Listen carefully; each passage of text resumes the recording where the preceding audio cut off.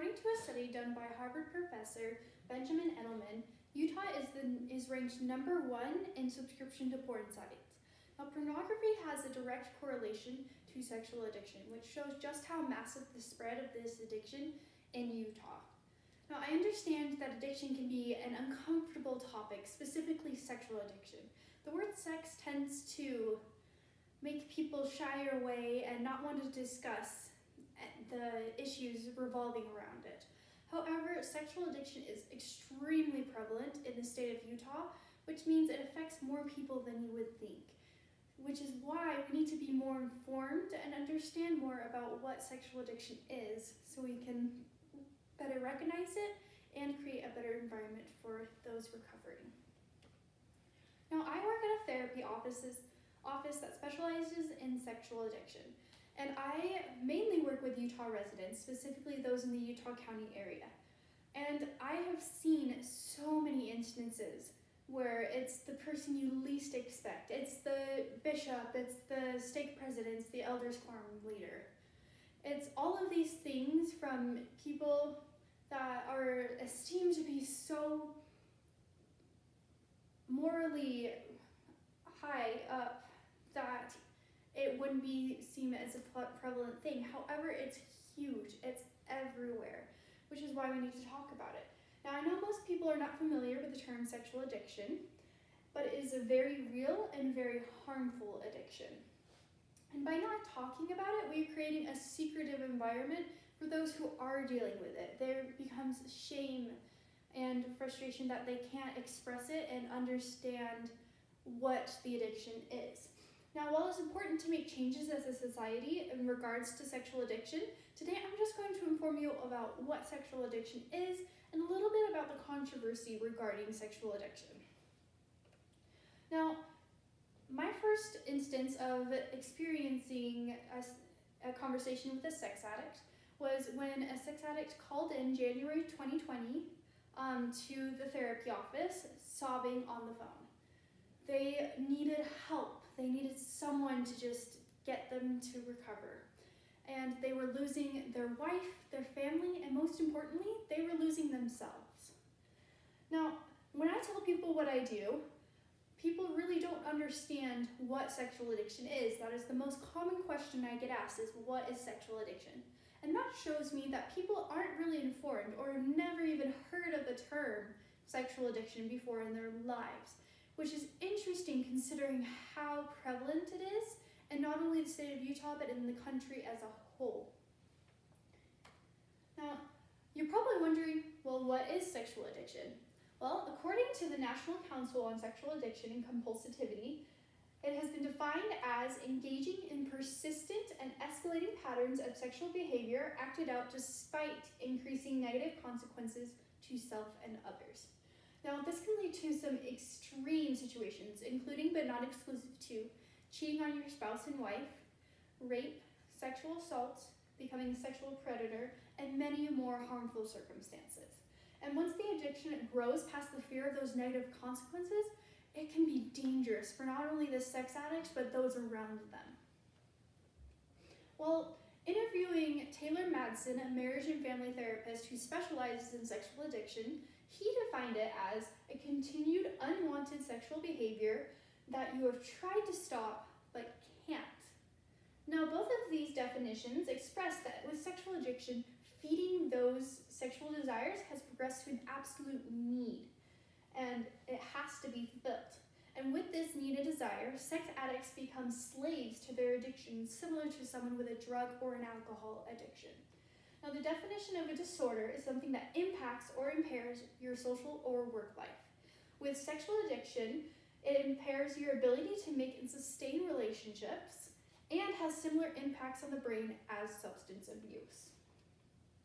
Now, there is so much research on drug and alcohol abuse and addiction that it really provides insight to addiction as a whole.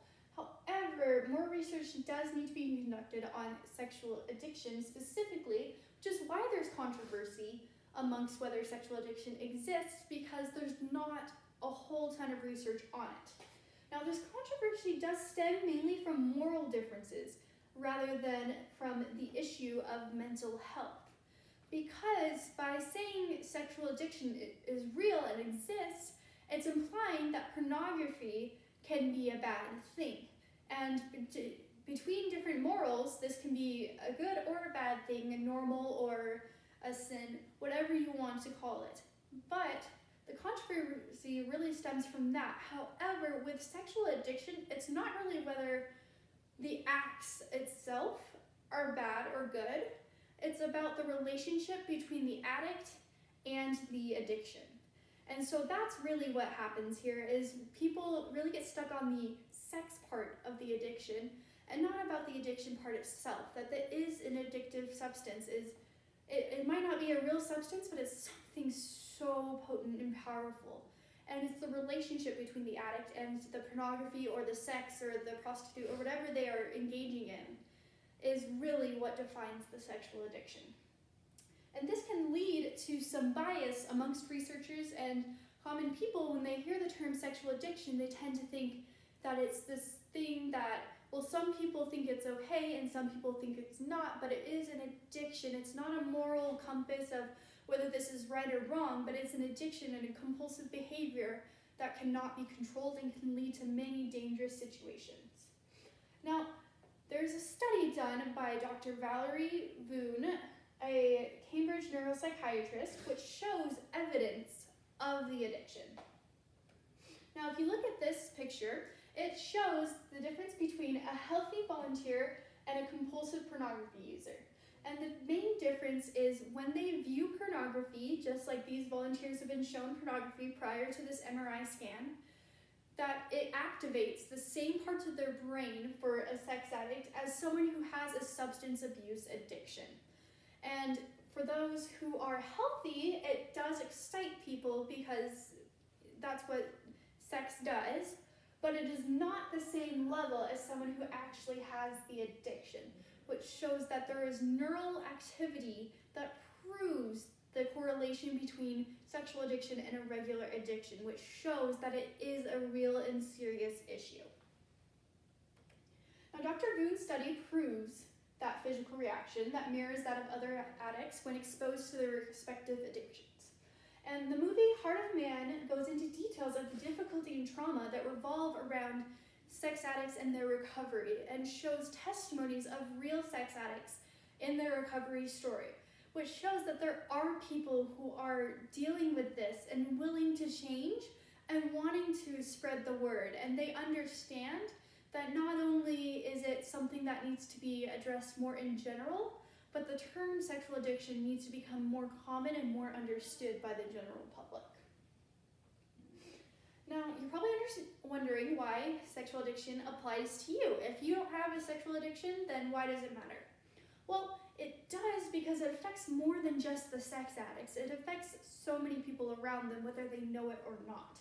Now, this is important for people to understand in Utah specifically because there's a stigma around sexual addiction and there's a taboo regarding it. And Taylor Madsen, the marriage family therapist, analyzed that when there is shame and you're not able to talk about it, addiction is fueled, which means the stigma in Utah regarding sexual addiction is actively fueling sex addicts and providing an environment where sex addicts can develop even more. And coming from that trained therapist who specializes in treating sexual addiction, it's pretty clear that one of the main barriers sex addicts have is an inability to open up about the addiction. And by becoming more aware of sexual addiction, you can create an environment where the addict feels like they can find the recovery that they need and to prevent those who may fall into the addiction. Now, according to renowned psychologist Dr. Michael Herkov, about 71% of child molesters are sex addicts. Now, this doesn't mean that every child molester or child predator is a sex addict, but there is a correlation, and a significant correlation between sexual addiction and child predators. Now, this shows that we are putting our children in danger by letting this addiction go unaddressed. It is not only affecting sex addicts, but it's affecting our society and the safety of our citizens.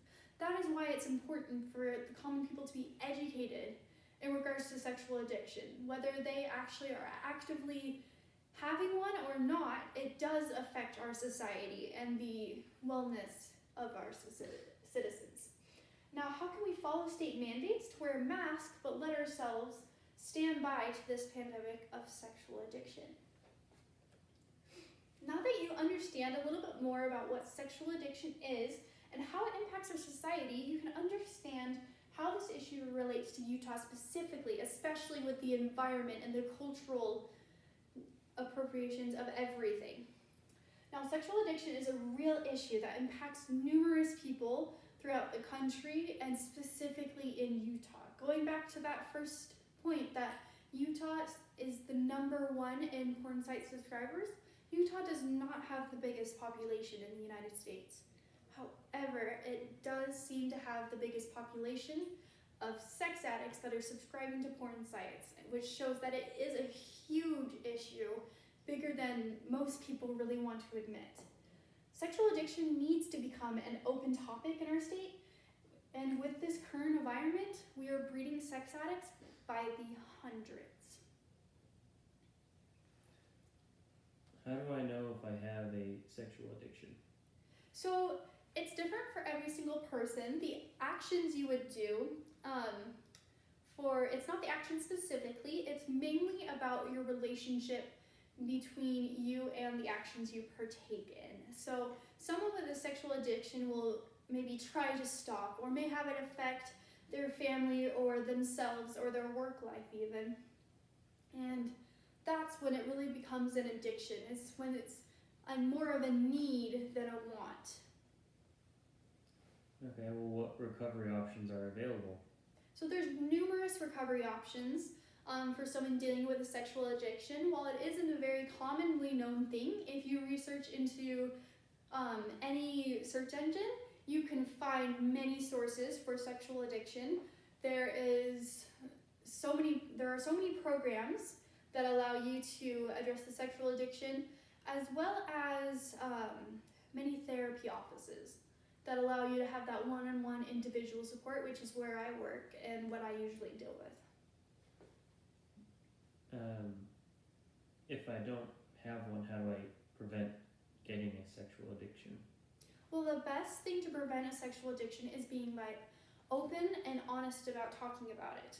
So the act of viewing pornography or having sex is not going to give you a sexual addiction, but your relationship with it is going to be the impacting factor. Now, if you're open and honest about it, if you view images and are able to talk to your partner, spouse, or parents, then you're able to understand where everything is and be more educated about it. And once you have that better education, you can understand how to prevent it becoming a real addiction.